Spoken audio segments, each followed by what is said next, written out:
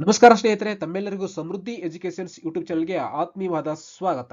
ಸ್ನೇಹಿತರೆ, ಇಂದಿನ ತರಗತಿಯಲ್ಲಿ ದಿನಾಂಕ 20-1-2024 ಪ್ರಜಾವಾಣಿ ಪತ್ರಿಕೆಯ ಅತಿ ಮಹತ್ವವಾದ ಪ್ರಚಲಿತ ಘಟನೆ ಕ್ಲಾಸಿಗೆ ತಮ್ಮೆಲ್ಲರಿಗೂ ಆತ್ಮೀಯವಾದ ಸ್ವಾಗತ. ಸ್ನೇಹಿತರೆ, ಈ ಕ್ಲಾಸ್ ಅನ್ನು ಆರಂಭಿಸುವ ಪೂರ್ವದಲ್ಲಿ ಇದೇ ಮೊದಲ ಬಾರಿಗೆ ಯಾರು ನಮ್ಮ ಕ್ಲಾಸ್ ನೋಡಿದ್ರೆ ದಯವಿಟ್ಟು ಸಬ್ಸ್ಕ್ರೈಬ್ ಮಾಡ್ಕೊಂಡು ಕ್ಲಾಸ್ ನೋಡಿ. ಅದೇ ರೀತಿ ವಿಡಿಯೋ ಇಷ್ಟ ದಯವಿಟ್ಟು ಒಂದು ಲೈಕ್ ಮಾಡೋದನ್ನು ಮರೆಯಬೇಡಿ. ಸ್ನೇಹಿತರೆ, ಈ ಕ್ಲಾಸಿನ PDF ನೋಟ್ಸ್ ಏನಾದರೂ ಬೇಕಾದರೆ ಡಿಸ್ಕ್ರಿಪ್ಷನಲ್ ಲಿಂಕ್ನಲ್ಲಿ ನಮ್ಮ ಟೆಲಿಗ್ರಾಮ್ ಗ್ರೂಪ್ ಲಿಂಕ್ ಕೊಟ್ಟಿರುತ್ತೆ, ಅಲ್ಲಿ ಜಾಯಿನ್ ಆಗೋದ್ರ ಮೂಲಕ ಈ ಕ್ಲಾಸಿನ PDF ನೋಟ್ಸ್ ಅನ್ನು ಸಹ ಪಡೆಯಬಹುದು. ಸ್ನೇಹಿತರೆ, ಬನ್ನಿ ಸ್ನೇಹಿತರೆ, ಇಂದಿನ ಕ್ಲಾಸ್ ಅನ್ನು ಆರಂಭಿಸೋಣ.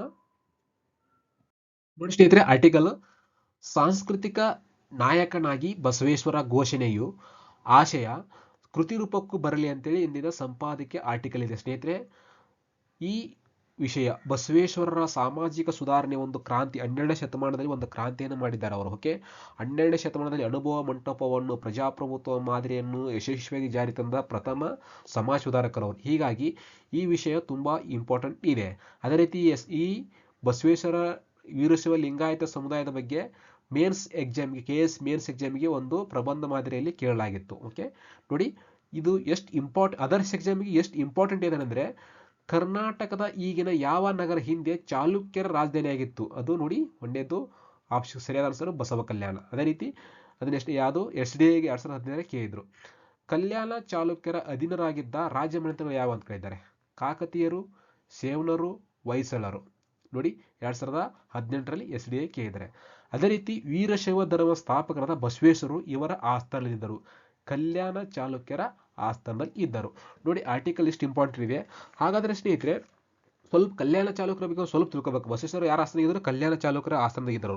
ಓಕೆ, ಅವ್ರದ್ದು ಪೀರಿಯಡ್ ಅಧಿಕಾರಾವಧಿ ಏನಪ್ಪಾ ಅಂದ್ರೆ 973ರಿಂದ 1126 ಕಲ್ಯಾಣ ಚಾಲುಕ್ಯರ ಆಳ್ವಿಕೆ ಅವಧಿ. ಓಕೆ, ಸ್ಥಾಪಕ ಯಾರಪ್ಪ ಅಂದ್ರೆ ಎರಡನೇ ತೈಲಪ್ಪ ಸ್ಥಾಪಕ. ಓಕೆ, ಇಷ್ಟು ಗೊತ್ತಿರಲಿ.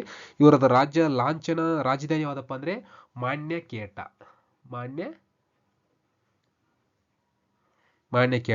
ಇದು ಕಲ್ಯಾಣ ಬಿದರ್ದಾಗೈತಿ.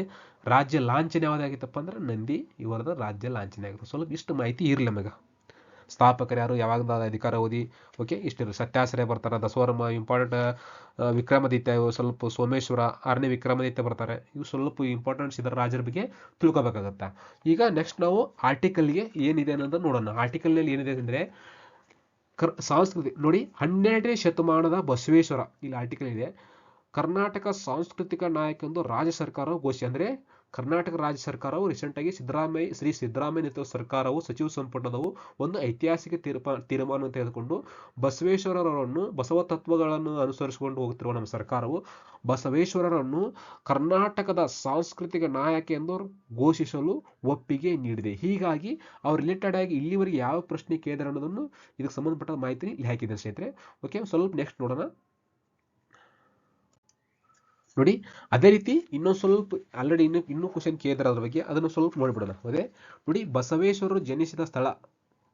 ಇದು ಎಷ್ಟನೇದು? 5ನೇ ಪ್ರಶ್ನೆ. ಬಸವಣ್ಣ ಬಾಗೇವಾಡಿ. ಇದನ್ನ PC ಎಕ್ಸಾಮಿಗೆ ಕೇಳಿದ್ದಾರೆ. ಬಟ್ ಈ ತರ ಕ್ವಶನ್ ಕೇಳೋದಿಲ್ಲ, ಸ್ವಲ್ಪ ನಿಮ್ ನಾಲೆಜ್ ಇರ್ಲಿ ಅಂತ. ಬಸವೇಶ್ವರರು ಅನುಭವ ಮಂಟಪವನ್ನು ಸ್ಥಾಪಿಸಿದ ಅದು ಬಸವ ಕಲ್ಯಾಣ ಬಿದರ್ದ. ಕನ್ನಡದ ಮೊದಲ ವಿಶ್ವಕೋಶವೆಂದು ಪ್ರಚಲಿತವಾದ ಕೃತಿ ಅಂತಿದೆ. ಎಷ್ಟನೇದ್ದು? 7ನೇದ್ದು. ಅದಕ್ಕೆ ವಿವೇಕ ಚಿಂತಾಮಣಿ. ಓಕೆ, ಸ್ವಲ್ಪ ಎಕ್ಸ್ಟ್ರಾ ಮಾಹಿತಿ ಅಲ್ಲೇ ಇರಲಿ. ಅದೇ ರೀತಿ ಇದಕ್ಕೆ ರಿಲೇಟೆಡ್ ಆಗಿರುವಂತಹ ಇನ್ನಷ್ಟು ನಿರ್ಧಾರವನ್ನು ಶ್ರೀ ಸಿದ್ದರಾಮಯ್ಯ ನೇತೃತ್ವದ ಸರ್ಕಾರವು ತೆಗೆದುಕೊಂಡಿದೆ. ಅದೇನಪ್ಪ ಅಂದ್ರೆ, ದಾರ್ಶನಿಕ ಕನ್ನಡ ಕಲಿಗಳ ಹೆಸರು ಚಿರಸ್ಥಾಯಿಯಾಗಿರಿಸಲು ಆದ್ಯತೆ. ಶಿವಮೊಗ್ಗ ಜಿಲ್ಲಾ ಕಾರಾಗೃಹದ ಮೈದಾನ ಪ್ರದೇಶವನ್ನು ಅಲ್ಲಮ ಪ್ರಭು ಉದ್ಯಾನ ಎಂದು ಮರುನಾಮಕರಣ ಮಾಡಲಾಗಿದೆ. ಓಕೆ, ಇದು ವೆರಿ ಇಂಪಾರ್ಟೆಂಟು. ಅದೇ ರೀತಿ ಬೆಳಗಾವಿ ಜಿಲ್ಲೆಯ ಕಿತ್ತೂರು ತಾಲೂಕಿನ ಹೆಸರು ಚೆನ್ನಮ್ಮನ ಕಿತ್ತೂರು ತಾಲೂಕು ಎಂದು ಮರುನಾಮಕರಣ ಮಾಡಲಾಗಿದೆ. ವಿಜಯಪುರ ಜಿಲ್ಲೆಯ ಬಸವನ ಬಾಗೇವಾಡಿಯ ನಂದಿಹಾಳ್ PH ಗ್ರಾಮದ ಹೆಸರು ಆರೂಢ ನಂದಿಹಾಳ್ ಎಂದು ಮರುನಾಮಕರಣ ಮಾಡಲಾಗಿದೆ. ಇವು ಬರುವಂತಹ ದಿನಮಾನದಲ್ಲಿ ತುಂಬಾ ಇಂಪಾರ್ಟೆಂಟ್ ಅಥವಾ ಸ್ಟೇಟ್ ಎಕ್ಸಾಮ್ ಸಂಬಂಧಪಟ್ಟಂತ ಇವು ನ್ಯೂಸ್ ಇರ್ತದ. ಇಷ್ಟು ಮಾಹಿತಿ ಗೊತ್ತಿರುವ ಸ್ನೇಹಿತರೆ. ನೆಕ್ಸ್ಟ್ ನೋಡಿ, UPSC ಕೇಳಿದರೆ ಫಿಲಿಮ್ಸ್ ಸಮಾಜ ಸುಧಾರಕರಿಗೆ ಕೇಳಿದರೆ ಹಿಂದೆ ಯಾವಾಗ ಬಂದ್ರೆ 2016ರಲ್ಲಿ ಕೇಳಿದರೆ. ಮಧ್ಯಕಾಲೀನ ಭಾರತ ಸಾಂಸ್ಕೃತಿಕ ಇತಿಹಾಸವನ್ನು ಉಲ್ಲೇಖಿಸಿ ಈ ಕೆಳಗಿನ ಹೇಳಿಕೆಯನ್ನು ಪರಿಗಣಿಸಿ ಅಂತಿದೆ. ತಮಿಳು ಪ್ರದೇಶದ ಸಂತರು ಅಥವಾ ಸಂತರು ಅಂತ ಆಗ್ತದ. ಓಕೆ, ಸಂತರು ಅಂತ ಕನ್ನಡ ಟ್ರಾನ್ಸ್ಲೇಟ್ ಆಗಿರ್ತಲ್ಲ. ಏಕದೇವತಾವಾದಿಗಳು ಮತ್ತು ವಿಗ್ರಹಾರಾಧನೆಯನ್ನು ಖಂಡಿಸಿದರು ಅಂತಿದೆ ಒಂದನೇ ಆಪ್ಷನ್. ಎರಡನೇದು, ಕನ್ನಡ ಪ್ರದೇಶದ ಲಿಂಗಾಯತ್ ಅಂದ್ರೆ ಅಲ್ಲಿ ತಮಿಳು ಪ್ರದೇಶಗಾಯಿತು. ಕರ್ನಾಟಕದಲ್ಲಿ ಲಿಂಗಾಯತರು ಪುನರ್ಜನ್ಮದ ಸಿದ್ಧಾಂತವನ್ನು ಪ್ರಶ್ನಿಸಿದರು ಮತ್ತು ಜಾತಿ ಶ್ರೇಣಿಯನ್ನು ತಿರಸ್ಕರಿಸಿದರು. ಅಂದ್ರೆ ಈ ಮೇಲಿನ ಯಾವ ಹೇಳಿಕೆಯಲ್ಲಿ ಯಾವ ಹೇಳಿಕೆ ಸರಿ ಇದೆ ಅಂತ ಕ್ವಶನ್ ಕೇಳಿದ್ದಾರೆ, UPSC ಕೇಳಿದ್ದಾರೆ ನೋಡಿ. ಒಂದು ಮಾತ್ರ, ಎರಡು ಮಾತ್ರ, ಒಂದು ಮತ್ತು ಎರಡು, ಒಂದು ಅಥವಾ ಎರಡು ಅಲ್ಲದಿದೆ. ಈಗ ಸರಿಯಾದ ಆನ್ಸರ್ ಸ್ನೇಹಿತರೆ 1 ಮತ್ತು 2 ಸರಿ. ಅಂದ್ರೆ ತಮಿಳು ಪ್ರದೇಶದ ಸಿದ್ಧರು ಅಂದ್ರೆ ಸಂತರು ಏಕದೇವತಾವಾದಿಗಳು ಮತ್ತು ವಿಗ್ರಹಾರಾಧನೆಯನ್ನು ಖಂಡಿಸಿದರು. ಕರ್ನಾಟಕದಲ್ಲಿ ಲಿಂಗಾಯತರು ಪುನರ್ಜನ್ಮದ ಸಿದ್ಧಾಂತವನ್ನು ಪ್ರಶ್ನಿಸಿದರು ಮತ್ತು ಜಾತಿ ಶ್ರೇಣಿಯನ್ನು ತಿರಸ್ಕರಿಸಿದರು ಅಂತಿದೆ. ಓಕೆ, ಇಷ್ಟು. ನೆಕ್ಸ್ಟ್ ನೋಡಿ, ಭಕ್ತಿ ಭಂಡಾರಿ ಬಸವಣ್ಣ ಅಥವಾ ಬಸವೇಶ್ವರ ಎಂದು ಕರೆಯಲ್ಪಡುವ ಬಸವೇಶ್ವರರು 12ನೇ ಶತಮಾನದ ತತ್ವಜ್ಞಾನಿ, ಕನ್ನಡ ಕವಿ ಹಾಗೂ ಕರ್ನಾಟಕದಲ್ಲಿ ಕಳಚೂರಿ ರಾಜವಂಶದ ರಾಜ ಬಿಜ್ಜಳನ ಆಳ್ವಿಕೆಯಲ್ಲಿ ಸಮಾಜ ಸುಧಾರಕರಾಗಿದ್ದರು. ಅವರು ತಮ್ಮ ಕಾವ್ಯದ ಮೂಲಕ ಸಾಮಾಜಿಕ ಜಾಗೃತಿಯನ್ನು ಮೂಡಿಸಿದರು. ಇದನ್ನು ವಚನಗಳು ಎಂದು ಕರೆಯಲಾಗುತ್ತದೆ. ಅಂದ್ರೆ ಜನರಾಡುವ ಭಾಷೆಯಲ್ಲಿ ಅವರು ಮಾಹಿತಿಯನ್ನು ನೀಡುತ್ತಿದ್ದರು ಅಂತ. ತಮ್ಮ ಕಾವ್ಯಗಳನ್ನು ಜನರಾಡುವ ಭಾಷೆಯಲ್ಲಿ ಸಾಮಾನ್ಯ ಜನರಿಗೆ ಅರ್ಥವಾಗುವ ರೀತಿಯಲ್ಲಿ ರಚಿಸಿದರು. ಸಾಮಾಜಿಕ ತಾರತಮ್ಯ, ಜಾತಿ ವ್ಯವಸ್ಥೆ ವಿರುದ್ಧ, ಮೂಢನಂಬಿಕೆ ವಿರುದ್ಧ ಮೂಢನಂಬಿಕೆಗಳನ್ನು ಅವರು ತಿರಸ್ಕರಿಸಿದರು. ಅವರು ಹೊಸ ಸಾರ್ವಜನಿಕ ಸಂಸ್ಥೆಗಳಾದ ಅನುಭವ ಮಂಟಪ ಅಥವಾ ಆಧ್ಯಾತ್ಮಿಕ ಅನುಭವ ಸಭಾಂಗಣವನ್ನು ಪರಿಚಯಿಸಿದರು. ಇದನ್ನು ಆಗಿನ ಕಾಲದ ಪ್ರಜಾಪ್ರಭುತ್ವ ವ್ಯವಸ್ಥೆ ಆವಾಗ ಪ್ರಚಲಿತದಲ್ಲಿತ್ತು. 12ನೇ ಶತಮಾನದಲ್ಲಿ ಅನುಭವ ಮಂಟಪವನ್ನು ಸ್ಥಾಪಿಸಿದರು. ಇದು ಎಲ್ಲ ಸಾಮಾಜಿಕ ಆರ್ಥಿಕ ಹಿನ್ನೆಲೆಯ ಪುರುಷ ಮತ್ತು ಮಹಿಳೆಯರನ್ನು ಆಧ್ಯಾತ್ಮಿಕ ಮತ್ತು ಲೌಕಿಕ ಜೀವನದ ಪ್ರಶ್ನೆಗಳನ್ನು ಮುಕ್ತವಾಗಿ ಚರ್ಚಿಸಲು ಅವಕಾಶ ಇತ್ತು. ಅಂದ್ರೆ ಮಹಿಳೆ ಮತ್ತು ಪುರುಷರನ್ನು ಭೇದ ಭಾವ ಇಲ್ಲದೆ 12ನೇ ಶತಮಾನದಲ್ಲಿನೇ ಅನುಭವ ಮಂಟಪದಲ್ಲಿ ಎಲ್ಲ ಜನರಿಗೆ ಅವಕಾಶ ಬಸವೇಶ್ವರರು ನೀಡಿದ್ರು ಅಂತ ಇದೆ. ಸ್ವಲ್ಪ ಬಸವೇಶ್ವರ ಬಗ್ಗೆ ಏನೇನು ಸ್ವಲ್ಪ ಏನು ತಿಳ್ಕೊಬೇಕಂದ್ರೆ, ಬಸವೇಶ್ವರ ಜನ್ಮಸ್ಥಳ ಅಂತ ಗೊತ್ತು, ಇಂಗ್ಲೇಶ್ವರ ಗ್ರಾಮ ಅಂತ, ತಾಲೂಕು ಬಸವನ ಬಾಗೇಟ್ ಬರುತ್ತೆ. ಓಕೆ, ಇಷ್ಟು ಮತ್ತೆ ಜಿಲ್ಲೆ ವಿಜಯಪುರ, ತಂದೆ ಮಾದರಸ್ಥ, ತಾಯಿ ಮಾದಲಾಂಬಿಕೆ. ಕರ್ನಾಟಕ ಸಾಂಸ್ಕೃತಿಕ ನಾಯಕ ಎಂದು ಘೋಷಣೆ ಮಾಡಿದ್ರಿಂದ ಇಷ್ಟೆಲ್ಲ ಸ್ವಲ್ಪ ಮಾಹಿತಿ ತಿಳ್ಕೊಬೇಕು. ಅವರು 12ನೇ ಶತಮಾನದಾಗಿದ್ರು. ಅವರ ಸಿದ್ಧಾಂತ ಶಕ್ತಿ ವಿಶಿಷ್ಟಾದ್ಯಂತ, ಗುರುಗಳು ಜಾತವೇದ ಮಣಿಗಳು, ಧರ್ಮ ವೀರಶೈವ ಲಿಂಗಾಯತ. ಈ ವೀರಶೈವ ಲಿಂಗಾಯತ ಸಲುವಾಗಿನ KSMNCಗೆ ಕ್ವಶನ್ ಕೇಳಿದ್ರು, ಯಾಕಂದ್ರೆ ನ್ಯೂಸ್ ಇತ್ತು. ಓಕೆ, ಐಕ್ಯದ ಸ್ಥಳ ಅಂದ್ರೆ ಕೂಡಲ ಸಂಗಮ, ವಚನಗಳ ಅಂಕಿತ ನಮ್ಮ ಕೂಡಲ ಸಂಗಮ ದೇವ, ಇಷ್ಟು ಗೊತ್ತಿರಲಿ. ಕಲಚೂರಿನ ಬಿಜ್ಜಳ ಆಸ್ಥಾನದ ಮಂತ್ರಿ, ಅನುಭವ ಮಂಟಪದ ಸ್ಥಾಪಕ ಎಲ್ಲಿದೆಪ್ಪ ಅಂದ್ರೆ ಬಸವ ಕಲ್ಯಾಣದಲ್ಲಿ. ಇಷ್ಟು ಮಾಹಿತಿ ನಿಮಗೆ ಗೊತ್ತಿರಬೇಕು ಸ್ನೇಹಿತರೆ. ನೆಕ್ಸ್ಟ್ ನೋಡಿ ಸ್ನೇಹಿತರೆ, ಚುನಾವಣೆ ಹತ್ತಿರವಿರುವಾಗ ಮಾದಿಗರ ಮತ ಸೆಳೆಯಲು BJP ಕಸರತ್ತು ಅಂತಿದೆ. ಒಳ ಮೀಸಲಿಗಾಗಿ ಸಮಿತಿ ಅಂತಿದೆ. ಇಷ್ಟು ನ್ಯೂಸ್ ಇದೆ. ಇದು ನೀವು ರೀಸೆಂಟ್ ಆಗಿ ನಿನ್ನೆ ಈ ಕ್ಲಾಸ್ ಬಗ್ಗೆ ಡಿಸ್ಕಸ್ ಮಾಡಿದ್ದೀನಿ.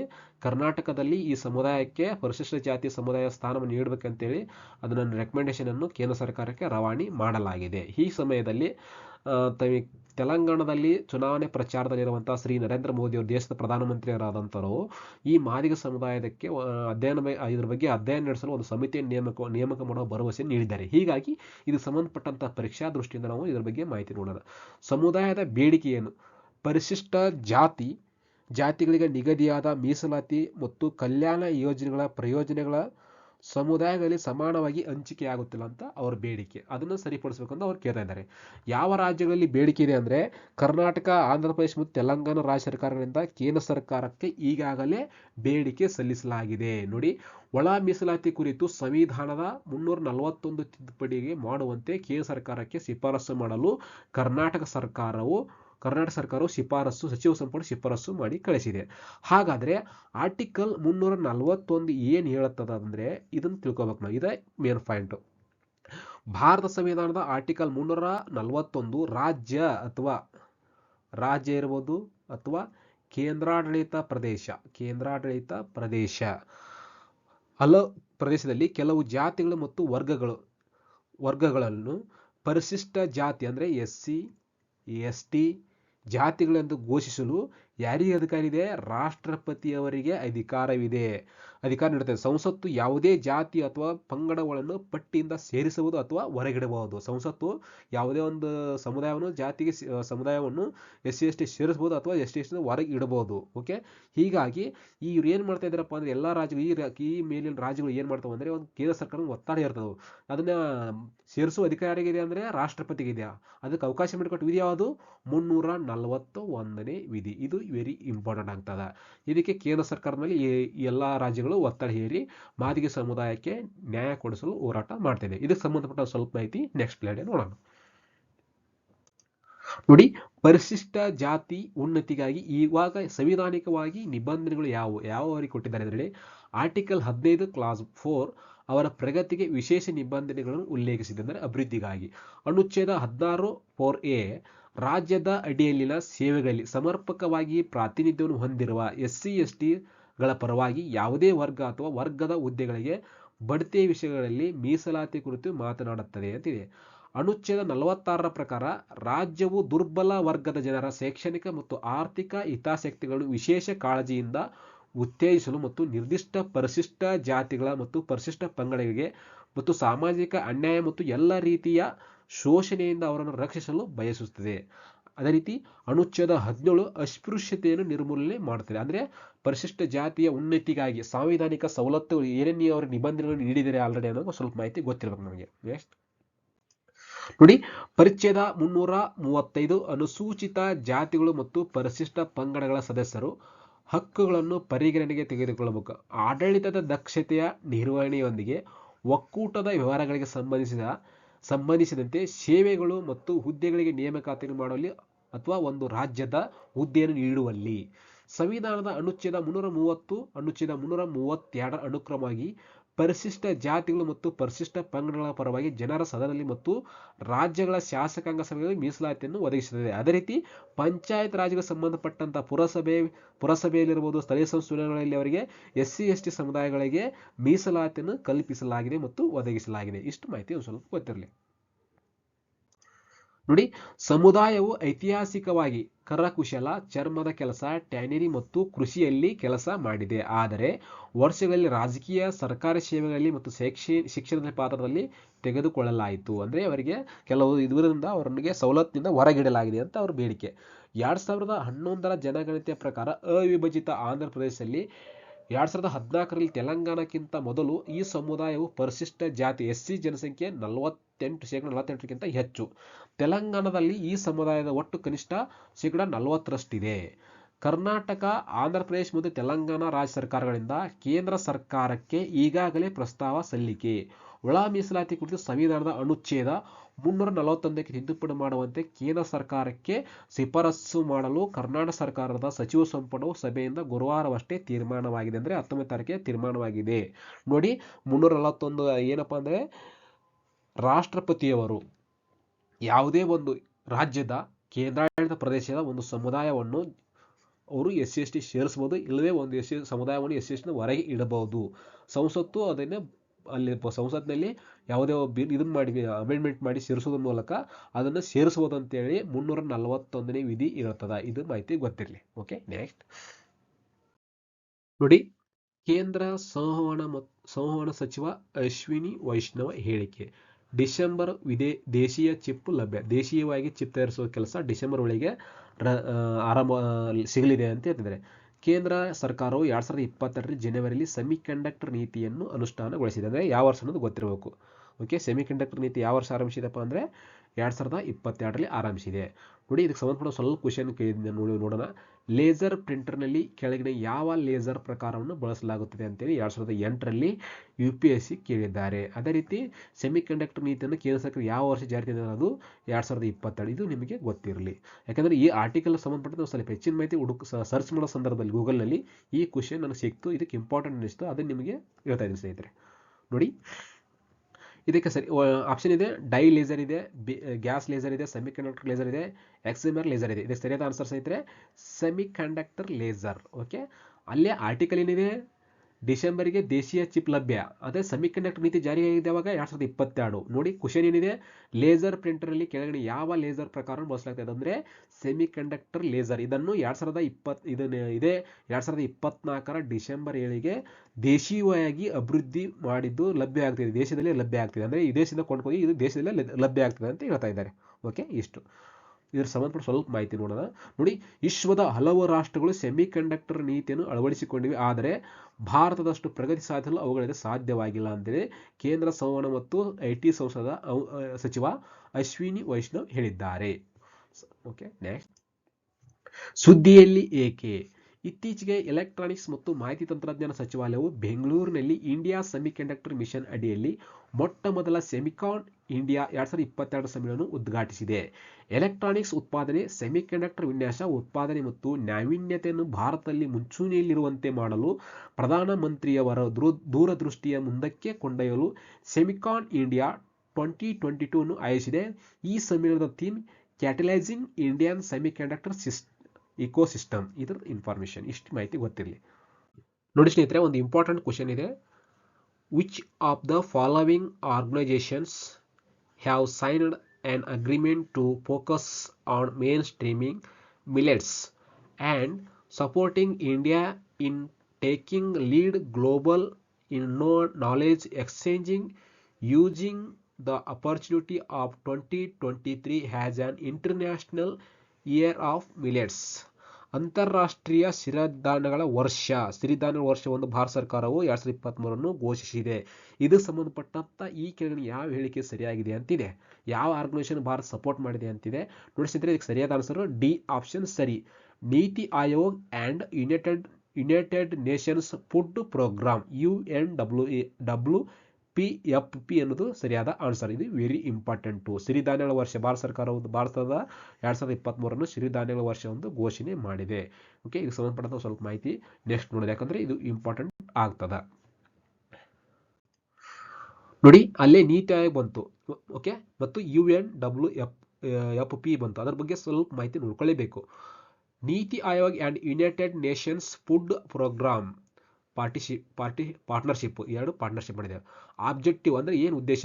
To focus on mainstreaming millets and supporting India in taking lead global in the ನಾಲೆಜಿಂಗ್ exchange using the opportunity of 2023 as an international year of millets. ಅಂದ್ರೆ ಅಂತಾರಾಷ್ಟ್ರೀಯ ಸಿರಿಧಾನ್ಯಗಳ ವರ್ಷವೊಂದು ಭಾರತ ಸರ್ಕಾರವು ಘೋಷಣೆ ಮಾಡಿದೆ. ಅದಕ್ಕೆ ಸಂಬಂಧಪಟ್ಟಂತ ಸಪೋರ್ಟಿವ್ ಆಗಿರುವಂತಹ ಸಂಸ್ಥೆ ಯಾವುದಪ್ಪ ಅಂದ್ರೆ United Nations food Programme UNWFP. Okay, ಇದು ಗೊತ್ತಿರಲಿ. ಅಬೌಟ್ ಅಂದ್ರೆ ನೀತಿ ಆಯೋಗ ಸ್ವಲ್ಪ ಮಾಹಿತಿ ತಿಳ್ಕೋಬೇಕು. ನೀತಿ ಆಯೋಗ ಪ್ರೊನೌನ್ಸಿಯೇಷನ್ ಫುಲ್ ಫಾರ್ಮ್ಗೆ ಕೇಳಿದ್ರೆ already. National institution for transforming India ಇದ್ರ ಫುಲ್ ಫಾರ್ಮ್. ಎಸ್ಟಾಬ್ಲಿಷ್ಡ್ ಆಗಿದ್ದು January 1, 2015. Ex office head of NITI Aayog ಅಂದ್ರೆ ಇದಕ್ಕೆ ಯಾರಂದ್ರೆ head prime minister. Current chairperson of Shri Narendra Modi ಅವರು. Current CEO Amitabh Kant. Current vice president Rajeev Kumar. About United Nations world food programme, ಇದ್ರ ಬಗ್ಗೆ ಸ್ವಲ್ಪ ಮಾಹಿತಿ. ಸ್ಥಾಪನೆ ಆಗಿದ್ದು 1969. Headquarter Rome, ಇಟ್ಲಿ.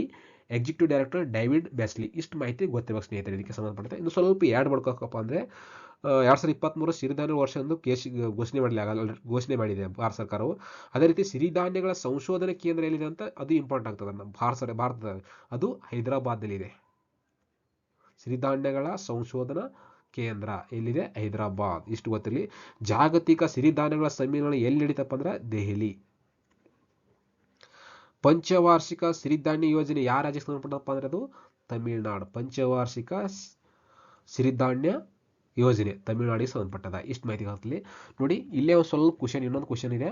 Trips trade related aspect of intellectual property rights are related to which of the following organization ಇದೆ. ಇದು group C question ಕೇಳಿದ್ದಾರೆ. ನಾನು ಗೂಗಲ್ ಸರ್ಚ್ ಮಾಡುವಾಗ ಇದು ಸಿಕ್ತು. ಸ್ವಲ್ಪ ನಿಮ್ಮ ಮಾಹಿತಿ ಅನುಕೂಲ ಆಗುತ್ತಂತೆ ಅಲ್ಲೇ ಸ್ಕ್ರೀನ್ಶಾಟ್ ಮಾಡಿ ಹಾಕಿದೆ ಸ್ನೇಹಿತರೆ. ನೋಡಿ, ಇದಕ್ಕೆ ಸರಿಯಾದ ಆನ್ಸರ್ ಸ್ನೇಹಿತರೆ WTOಗೆ ಸಂಬಂಧಪಟ್ಟ ಸ್ವಲ್ಪ ಮಾಹಿತಿ. ವರ್ಲ್ಡ್ ಟ್ರೇಡ್ ಆರ್ಗನೈಸೇಷನ್ ಸ್ಥಾಪನೆ ಆಗಿದೆ ಸ್ನೇಹಿತರೆ 1995 January 1. ಕೇಂದ್ರ ಕಚೇರಿ ಜಿನೆವಾದಲ್ಲಿದೆ. ಸದಸ್ಯ ರಾಷ್ಟ್ರ ಸಂಖ್ಯೆ 164. WTO 4 ಬಹುಪಕ್ಷೀಯ ಒಪ್ಪಂದಗಳು ಅಂದ್ರೆ ಗ್ಯಾಟ್ಸ್, ಟ್ರಿಪ್ಸ್ ಇವೆಲ್ಲ ಗೊತ್ತಿರೋ ಸ್ನೇಹಿತರೆ. ಸ್ವಲ್ಪ ಇಷ್ಟರ ಮಾಹಿತಿಗೆ ಅಷ್ಟೇ. Okay, next. Okay, thank you ಸ್ನೇಹಿತರೆ. ಇಲ್ಲಿವರೆಗೂ January 20 ಪ್ರಜಾವಾಣಿ ಪತ್ರಿಕೆ ಅತಿ ಮಹತ್ವವಾದ ಆರ್ಟಿಕಲ್ ಹಾಗೂ ಗೂಗಲ್ನಿಂದ ಬಂದಂಥ ವೆರಿ ಇಂಪಾರ್ಟೆಂಟ್ ಯಾವ ಕ್ವಶನ್ ಕೇಳಿದ್ರೆ ಅನ್ನೋದನ್ನು ಇಂದಿನ ಕ್ಲಾಸಲ್ಲಿ ಡಿಸ್ಕಸ್ ಮಾಡಿದ್ರೆ ಸ್ನೇಹಿತರೆ. ಈ ಕ್ಲಾಸ್ ನಮಗೆ ಉಪಯುಕ್ತ. ದಯವಿಟ್ಟು ನಮ್ಮ ಚಾನಲ್ಗೆ ಸಬ್ಸ್ಕ್ರೈಬ್ ಮಾಡಿ ಹಾಗೂ ಸಪೋರ್ಟ್ ಮಾಡಿ ಸ್ನೇಹಿತರೆ. ಈ ದಿನ ತಮಗೆ ಒಳ್ಳೆಯ ದಿನವಾಗಲಿ, ತಮ್ಮೆಲ್ಲರಿಗೂ ಒಳ್ಳೆಯದಾಗಲಿ. All the best. ನಮಸ್ಕಾರ ಸ್ನೇಹಿತರೆ.